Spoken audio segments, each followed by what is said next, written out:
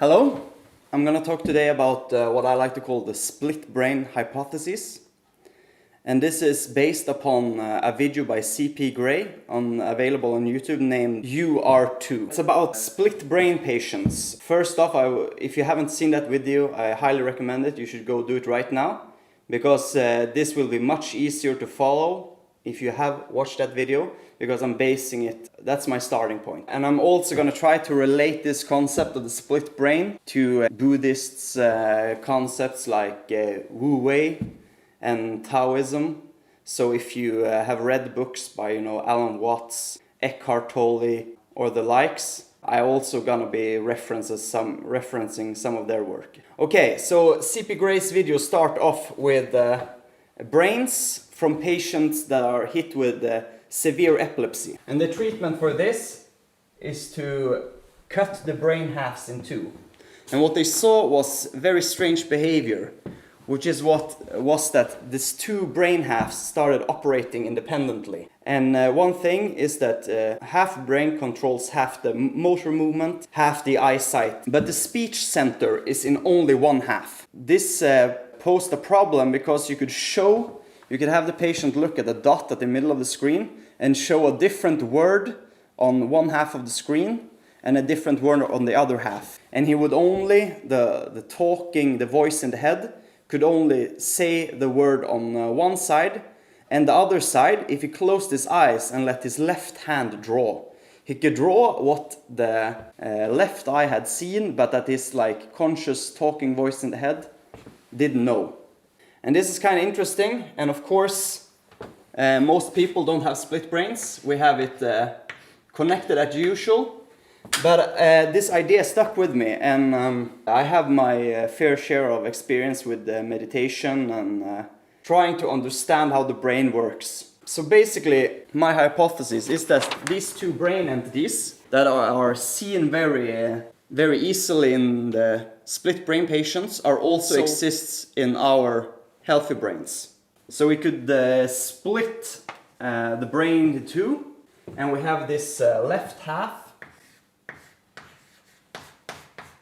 It's the one with the talking ability.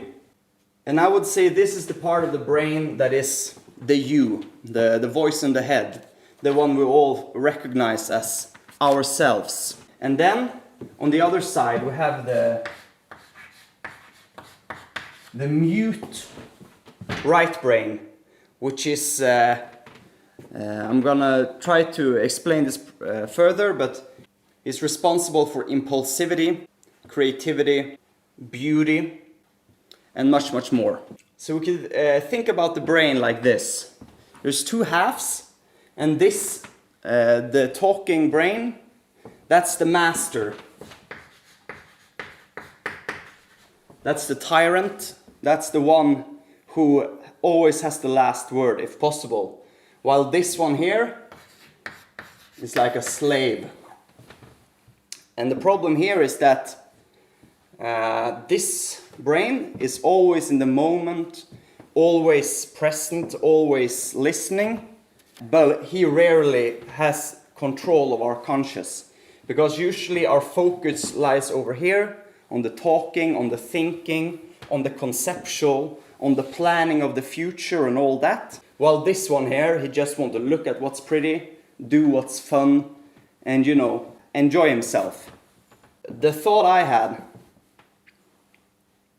is that the state which most people in Buddhism and other sorts of spiritual religion want to achieve, they want to achieve this state of Wu-wei. And Wu-wei is talked about in the Tao Te Ching, the work by Lao Tzu, which is the state of non-doing, of non-action, where you're not thinking about what you're doing. You're just spontaneously in the moment.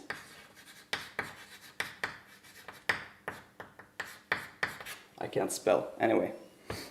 And the problem here is that it lies in the other half of this split brain, where the talking, thinking master is the one we want to get away from, When the master is not home, the children play on the table, or what you say. And I think this is very true, and that's also why this state is so hard to achieve.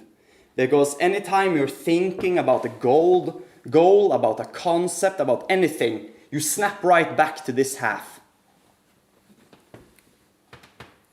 And always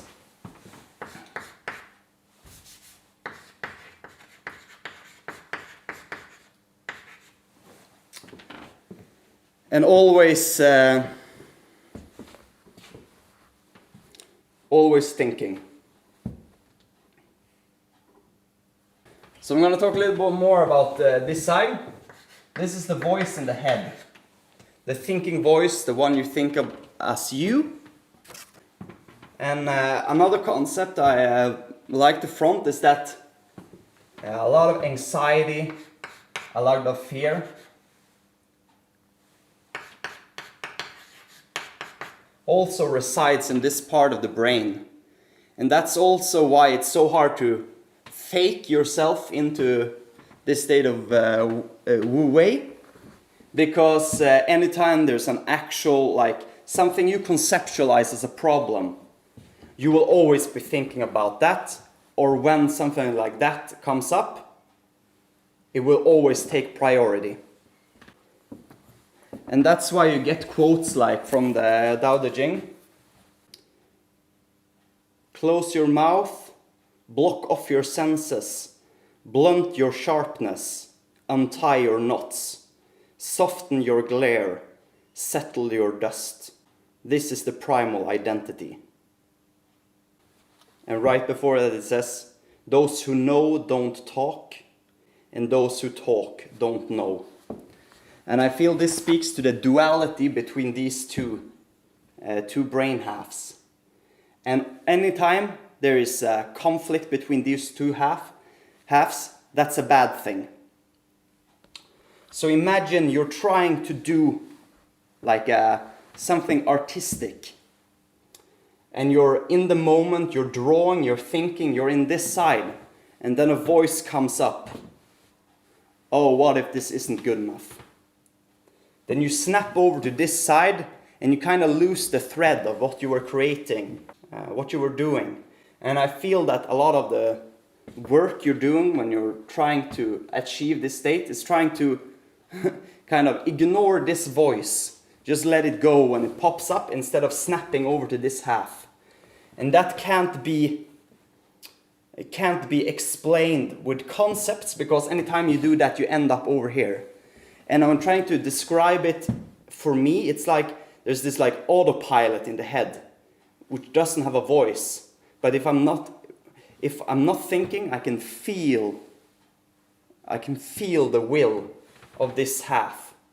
Someone asks you, how do I fall perfectly to the floor? And it's like, you just fall. There's just, if you just let go of trying to stand upright, you will fall. And it's like following this path is like trying to find the path of least resistance. But this brain half always gives you questions, always pops up with like, what about this? What about this?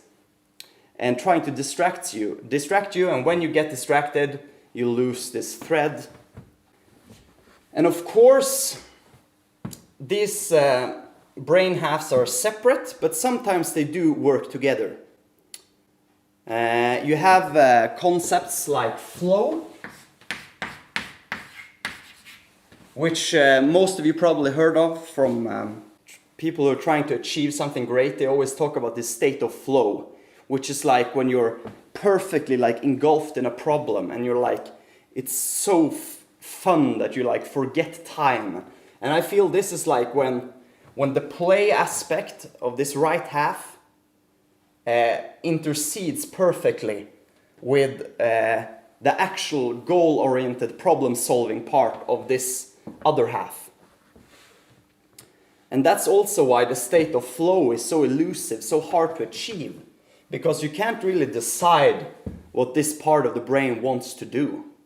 Sometimes if you sit down and work, sometimes it's like, oh fuck, this is actually pretty cool, I'm gonna go along with this. But sometimes he's like gonna be, that smells cool, I wonder what that is. And he likes, start spreading the attention with the wind. So this is also the concepts, the voice, the anxiety, the master.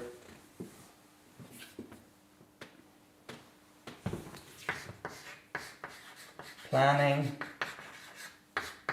thinking.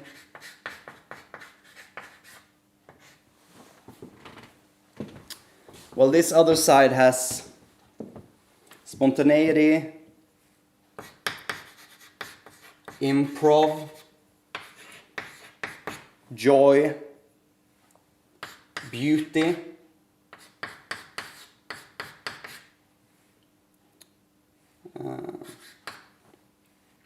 what more? Play.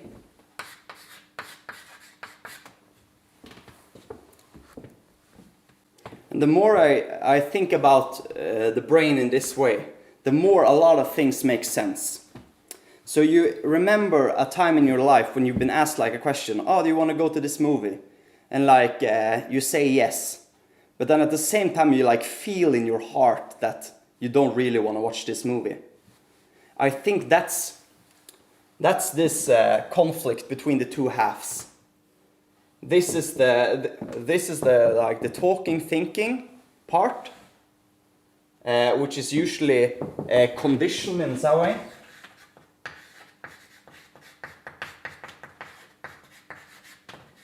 Well, this half here is what you feel in your heart, and when you watch the movie, you're thinking, "Oh, my friends are here. I want to see what happens in this sequel," while your heart is like, "It was such a beautiful day outside. Why am I sitting in a dark room?" Maybe. And other examples, like when you're doing improv theater, there's a saying, when you're thinking, you're not improvising. And I think this speaks to the fact that when you're doing improv, you want to be completely in this side. You don't want to let thinking come in the way. And anytime you put a word to something, you're back here. Because the speech center always wins. When there's a voice, when there's a thought that you're feeling in your head, you're over here. And that's also why you can't think yourself to enlightenment or whatever. Because anytime you're thinking conceptually, you're over here. And that's also why I feel that the Tao is over here. Another thing this speaks to is the beauty of the world. And when you're completely in the state of no mind, of Wu-wei, like anything is extremely beautiful. It's like the dance of life is all around you, and like the harmonious slushing of the waves. Everything is perfect because it's the way it should be. You're not trying to put concepts on it. You're not trying to understand it. You're not trying to control. And I feel this is it speaks to phrases from, The Matrix, or the book it was based upon, Simulacra and Simulation, which talks about like concepts. And in this case, the Matrix is like a cloth thrown over the world, which like you can't see the beauty of it because you're trying to think about what it is or understand it. And it's the same way, like when you're just doing something and not thinking, it has a completely different vibe than when you're trying to put it into your conceptual thought. And like the Matrix, it's a lie, because the minute when I pick up a pen, and say, this is a pen, the second I do that, I get away from the penness of it. It just becomes a concept that I can put in my conceptual bookshelf and think nothing about. And I won't notice like the color of the stripes. I won't notice the feel of it. Is it cold? Is it hot? Can I feel the logo? Things like that. What I think a lot of like spiritual texts are trying to allude to is the fact that when you're thinking, you get away from the beauty of it. And this part of the brain is also here now, it's always in the present. This part of the brain can be both in the future and the past. And as you all know, or kind of know, is that now is all there is, because when you get to the future, that will be now as well. So if you find a way to be happy and present in this moment, you will also be happy and present in the future when that arrives. Or you will at least be there when it arrives and not thinking about the next future, which is kind of this like eternal trap you usually end up in. What more? And then you get to the other problem with trying to stay in this state. And that's the fact that we're conditioned our entire lives to be thinking, to be planning, all the way from when we were little children. I think when we were children, we probably had a good balance of both. But then on some point when you grew up, this is also said in the C.P. Gray video, this part takes over. And I think one of the most watched TED Talks is Are Schools Killing Creativity? Which talks about this, all these creative children who end up being conditioned to do what they're told, doing conceptual thoughts. And I think it's not to blame on the school system, but it's to blame on society and the weight we put on planning and things being as they should. And I think this gradual walk over to here happens for most of us, even though we don't want to, because there's, I don't know, there's like some kind of assurance here. And that I feel is the problem with Wu-wei as well, or problem. That when you're in this state, like, you're not getting assured that things gonna be okay. You don't really know. You have to like trust that things will work out. And the thing is, what for me at least snaps me out of it usually is that somehow there's an actual problem I have to take care of. And while I'm here, I'm having fun and all that, but will things really be okay in the end? Who knows? And even though this gives a lie as an answer, at least it's an answer, you know? I think this is also what's talked about in the book Letting Go by, what's his name? David Hawkins. Which he says when you let go of everything, all that you're left with is the fear of death. And I think that's the one thing that you maybe can get used to, but like when you're in this state, it's like you're not getting any assurance.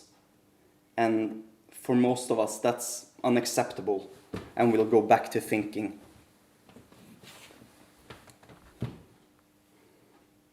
So let's say we're having a conversation.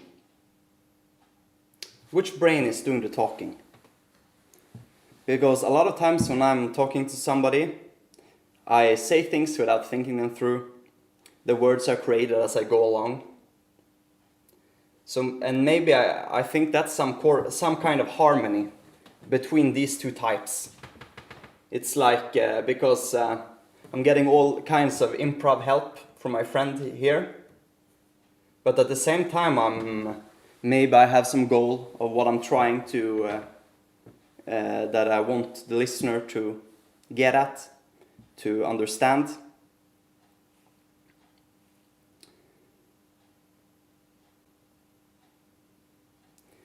And when you're doing a lot of creative work, I think is done here, because all the concepts and all the thinking, and it just bogs you down. I think it was Bob Dylan when he was composing and writing most of his songs, a lot of songs in the 60s. He was just sitting at a typewriter and writing endlessly. And then afterwards he started to like comb through and select the best stuff. And I think this is like another way to get the brains working in harmony, because you can get the like free-flowing spontaneity of low stakes. I also think that's very important. Like if the stakes are low, then it's much easier to end up here. When it's high stakes, you're afraid of failure. And when he was writing, he just created lots of stuff. Most of it's probably garbage, but then some of it was like gold nuggets. And because it was written from the eternal soul of everything that's human, like even if you're thinking when you hear the song, it will resonate. And that's another thing I was kind of thinking about, was this concept of piercing. Is the concept of piercing. When you're doing an activity, you're mostly in one of the halves, I would say. Either you're thinking, or you're hopefully in the moment enjoying things. And imagine you're just sitting there painting, just going with the flow, you know, and then suddenly somebody screams, "Fire, fire, fire," whatever, right? Then you instantly snap over here, and like the thinking mind pierces through whatever state you're in and reels you back over here. But I think this cannot happen. It's much easier when the problems come to the play. It's much easier to get a hold. But at the same time, I think this piercing concept can go the other way. When you have imagine you're just bogged down with thoughts and things you have to figure out. I have these job applications. It's the presentation on Monday. I gotta think about a gift for my sister, you know. All these things. But then suddenly, like, you walk out the door of your office and you see this like beautiful sunset. You feel the beauty, even though you're thinking in concepts. And I think this is like if the stimulus from the other side is sufficiently strong, you will recognize it even through the guise of all the thoughts you're bogged down with. And that's, I think, also why if the problems you're dealing with are more low stakes, doesn't matter, then it's easier to see the beauty in the play and go with the flow. Because it's like a battle between these two. And whenever you have like a crisis of consciousness or whatever, it's like, I should mop the floor. And it's like this part of the brain gives you a should. And then this part is like, fuck, I have to mop the floor. You don't have to though. But it's like, this one is a party pooper. So I haven't, there's some things I haven't touched upon. And that's some of the main problems, like, even if you could choose just one of the halves, which one would you choose? Because if you choose this side, you'll be like a dog, like always being in the moment, always happy, always blissful, just doing whatever. But at the same time, is that better than being able to solve problems and get things done in the world, help other people? Because I'm not gonna be crazy and suggest some kind of, you know, balanced middle way here, but I think like going too hard in either way is bad, you know? Anxiety, fear, that's no fun. So you wouldn't want to be over here all the time. And I think, there's a word I forgot. Thirst. This side is never satisfied. It's like, you can go on forever. It's like, that's why the richest man in the world still wants the next thing.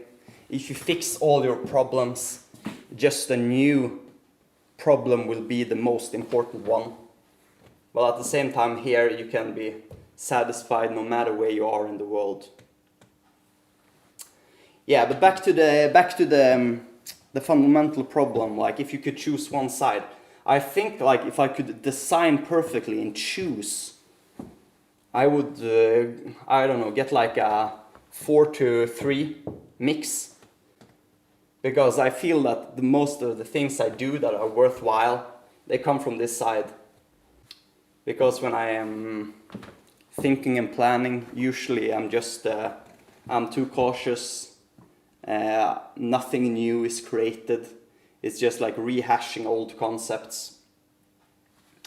Well, I'm at this side, I can paint things, I can, you know, create something that's beautiful, and also I enjoy myself while doing it, which is, I feel, a great bonus. And the other problem is, like, even if you know what I've told you now, and even if this is true, I'm not saying this is true, it's just a hypothesis. This doesn't solve the problem of how to get to this side, how to be here, how to be in the moment. I think one of the problems is that you can't be insincere. If you're trying to force yourself to get there, you have a goal in mind, and you're over on this side. And that's why I think all of the great masters, that they emphasize, just let it all go. Because if you stop doing anything, if you stop, like, if you purge your brain for all the conceptual thoughts, all this disappears. And then the way you fail is, but, oh, now I should look at something, something pretty. And then you're back here, you're trying to put whatever you heard about the Tao or Wu-wei into action by forcing it. And then you're over here. But at the same time, like, when you let everything go, something's gonna be there. Who knows what it is? Maybe it's like you hear the humming of a fan somewhere off to the distance, and you're like, you don't think fan, but you're like, it's like this unnamed entity, and then something else pops up, and something else, and you follow it, the flow, and you can't. And the other way to go wrong, of course, is to, like, I'm gonna play guitar, but I'm gonna be really Wu-wei while doing it. I'm gonna really be in the moment and have fun, you know. That doesn't work as well, because then you're trying to force the goals over here. When you let it all go, you don't have a say. You just have to let it happen. And the problem is that what you think will happen, it won't be that. And that's why it's so easy to get over here, because you have a preconceived notion of what's gonna happen, what's gonna be there, and then you're insincere, and it will ruin it.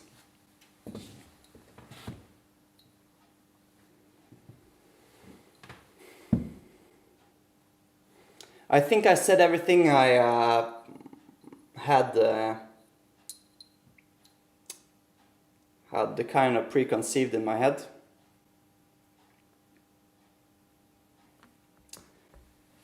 I'm not saying this is the truth. I'm saying this is a hypothesis. Like, I'm I'm not a brain expert.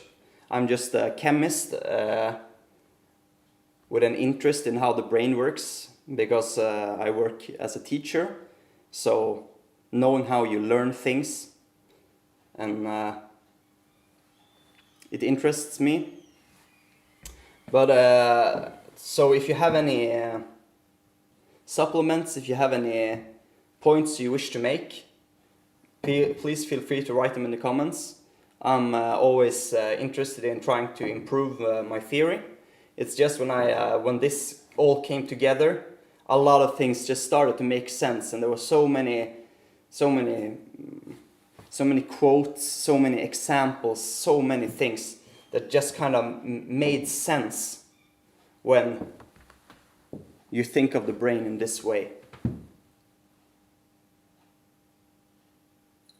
That's it for me.